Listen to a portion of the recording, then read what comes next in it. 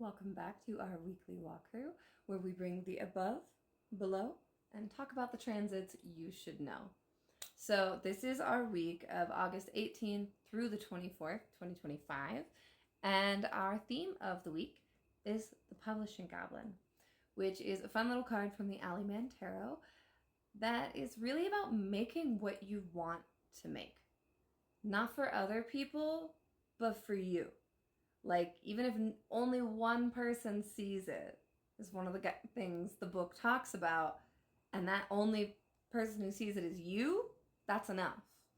So this week it is a little bit slower. We do have a new season starting. We are going to be moving into Virgo season, and we do have our first of 2 Virgo new moons.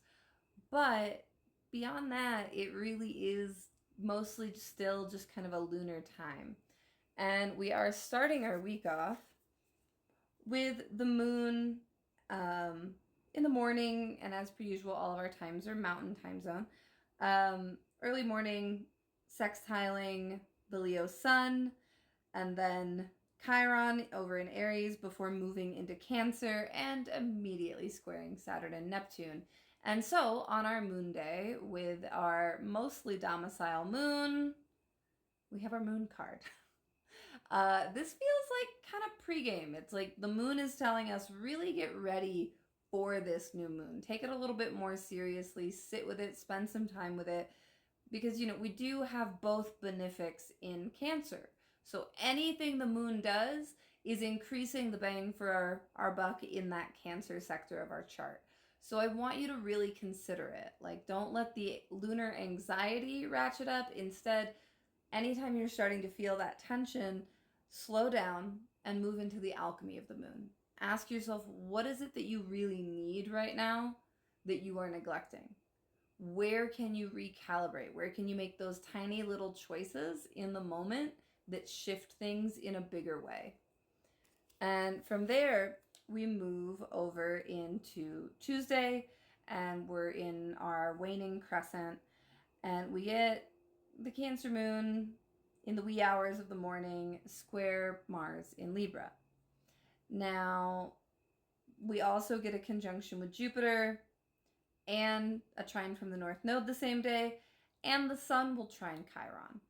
And so we have this fire-water combo happening with just a little bit of that martial air.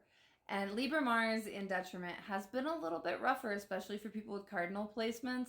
So this is a reminder on Monday to not overtax your body, because you may end up paying for it in the middle of the night, rolling over weird, tweaking your back kind of stuff. And for those of you who are more nocturnal or are early risers across the pond, don't put high pressure stuff in the morning, because Tuesday is a little bit more prone to snapping. And with the Empress reverse, there is again that deepening call to really look at the substance of life. Look at the roots, look at the tangible, look at the Venusian, look at what is created and what can be created, and look at where there is a lack for you. Like, when we're dealing with creation, we can fill a void. So where is there something that you need to make for yourself this week? Whether that's time or ideally a tangible object, even if that tangible object is just something to remind you to take more time, I would encourage you to do so. Wednesday, we move into Mercury territory. Mercury's day, although Mercury is not doing too much today, still just kind of vibing. A lot of the planets are a little out of reach of each other right now. But the Cancer moon will conjunct Venus at 6:27 a.m., then square Chiron just before noon. Then we'll get a trine with Saturn, a sextile with Uranus, a trine with Neptune, and an opposition with Pluto, all after 5:16 p.m. when the moon moves into Leo.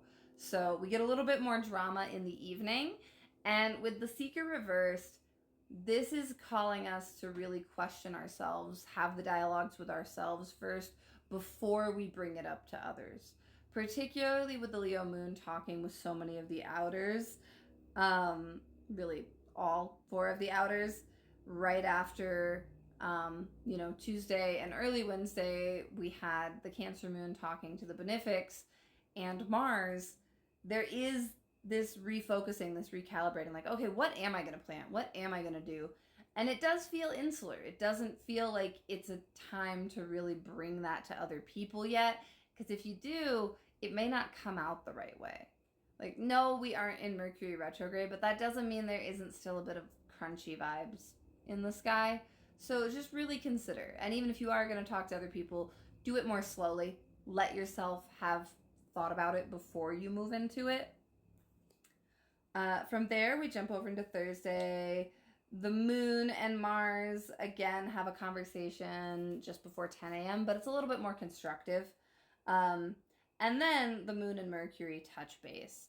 And that's when you might get clarity on some of the things that you've been planting and reflecting and experimenting with this week. And then we move void of course right after noon for 35 hours. This can be a little freewheeling and again is more of a solo mission. So let yourself go slow and steady. 1 foot after the other. Take the actions, do the steps. I've said it 1,000 times, Keep it simple. It'll go a lot better if you do. Keep it simple, keep it tangible. Do the things that at the end of the day, you can look at them and be like, that is done. Like, don't get up into the esoteric, don't get up into the heady, don't get up into the weirdness. Really just practical actions for Thursday. And then on Friday, we have our Virgo ingress. Oh, sorry, I realized I'm short 1 card and that was a little brain glitch moment. But Friday we have new moon reversed, which is interesting because it is kind of a both and neither situation. It is very much like depending on your time zone. Is it a Saturday new moon or is it a Friday new moon? But the ingress with Virgo will happen at 2:33 p.m. Sun moves into Virgo. Goodbye, domicile sun. Hello, analysis. And a happy beginning of your solar return month to all of the Virgos. Celebrate yourself for once. We get the Leo moon trining Chiron, and then we get Venus squaring Chiron before our Virgo moon starts at 11:24 p.m. And what I think is interesting about getting the new moon reversed for Friday, because technically the new moon is at 12:06 a.m. Saturday Mountain Time. So that's little fun split there. But keep it in mind, really, Friday, Saturday, we're moving into that energy. But with it, this is one of 2 new moons. And this new moon is a little bit,